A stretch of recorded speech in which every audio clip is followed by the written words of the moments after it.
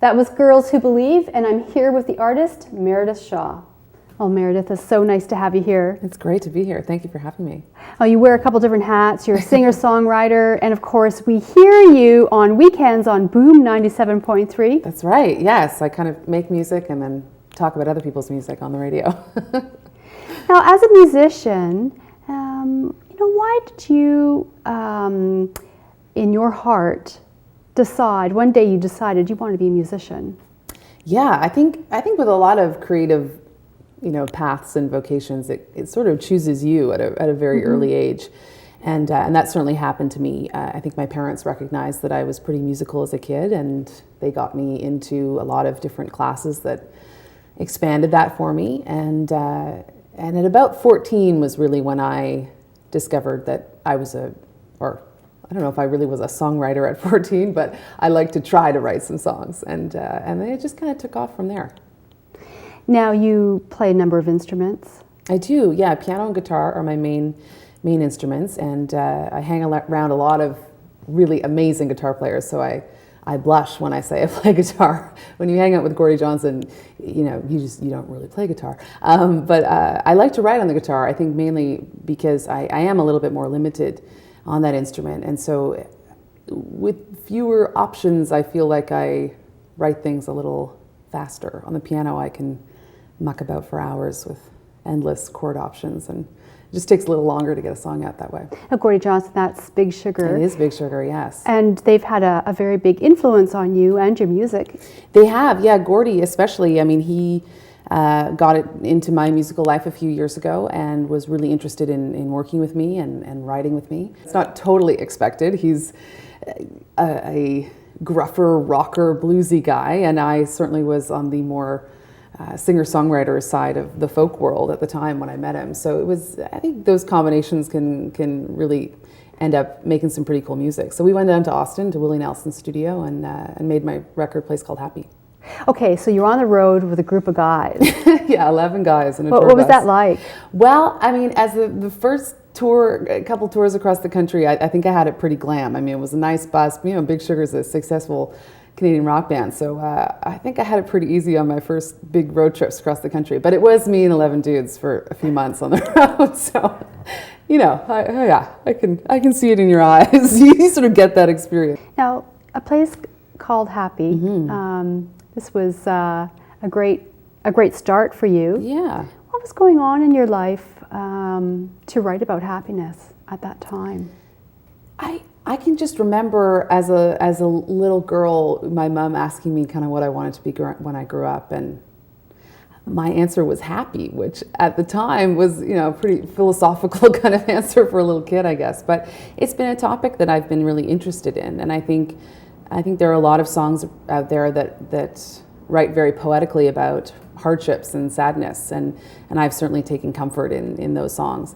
But I was really interested in trying to write the other side of those songs, and sort of explore happiness in a realistic way, somewhat an inspirational way, hopefully for people. But yeah, I mean, my cheese meter is pretty firmly in place. So I was interested in figuring out some of those themes, because I think there are a lot of female singer-songwriters who have really written very well about sadness and about exploring those feelings. So I was kind of thinking about the other side of the coin. Can you give us an example of somebody who you admire that has written a lot about sadness? Or Joni Mitchell, Sarah McLachlan, Stevie Nicks. These are women who I am in awe of, have been for a very long time. More recently, Patty Griffin, Natalie Maines, the Dixie Chicks. Yeah, I mean, I have a lot of male influence as well, but those would that'd be a nice list of friends. So not only happiness that you've written about, but you've also written about, troubles, about mischievous love. Absolutely. There are all sides to women, right? And we have to explore all of them. So, no, Trouble is an EP that I worked on with one of my complete musical heroes, Joel Plaskett, East Coast guy, much beloved Canadian. And we got in the studio together, started writing, and then we recorded that. And yeah, Trouble. We wrote that song together, and it is exactly what it's titled. you have a new EP coming out.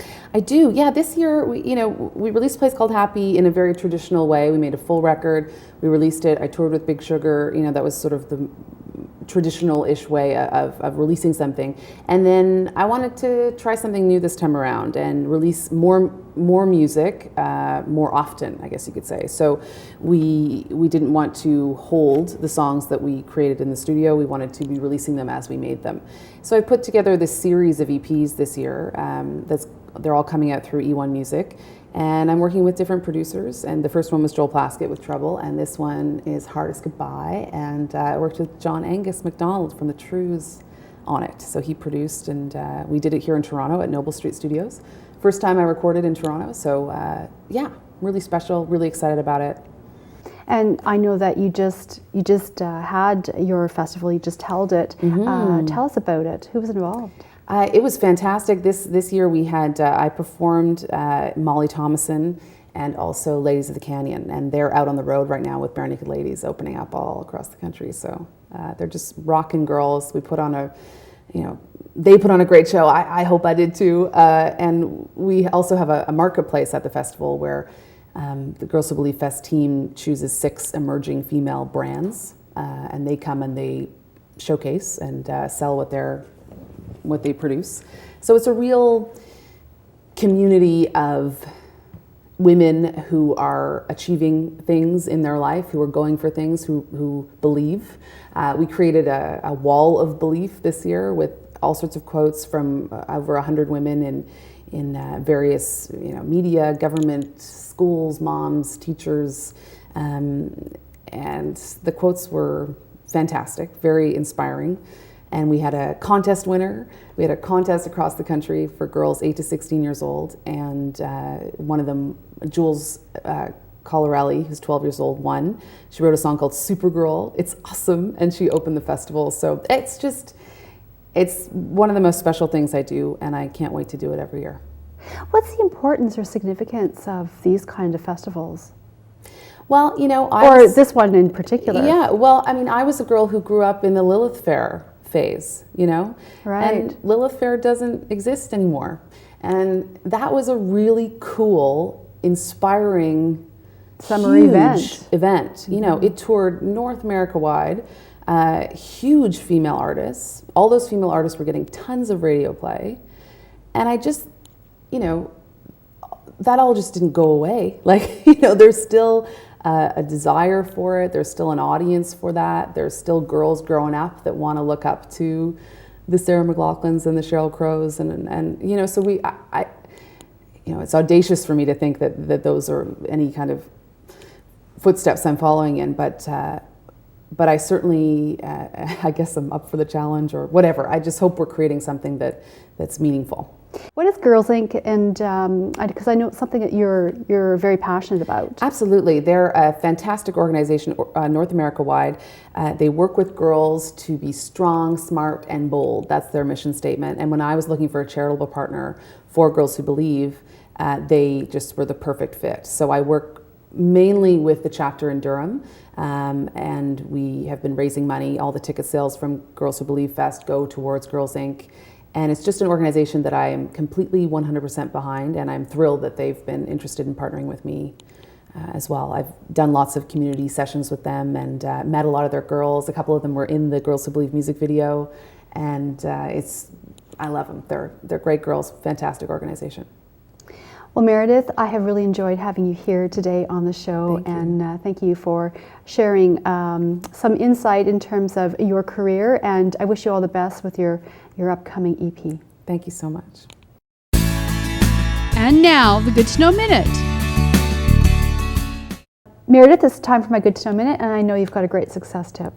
Yeah, I think for me, it's just persistence. It's all about taking that word no, that every successful person or organization or endeavor always hears, and you just have to learn how to take that and turn it into something that doesn't stop you. So don't let it stop you. Don't let it stop you. That's good to know. And thanks for that. If you would like to be a guest on Extraordinary Women TV, visit our website at extraordinarywomentv.com. I'd love to hear from you. Follow me on Twitter at Shannon_Skinner. or on Facebook at Extraordinary Women TV. I'm Shannon Skinner. Join us next time for another episode of Extraordinary Women TV.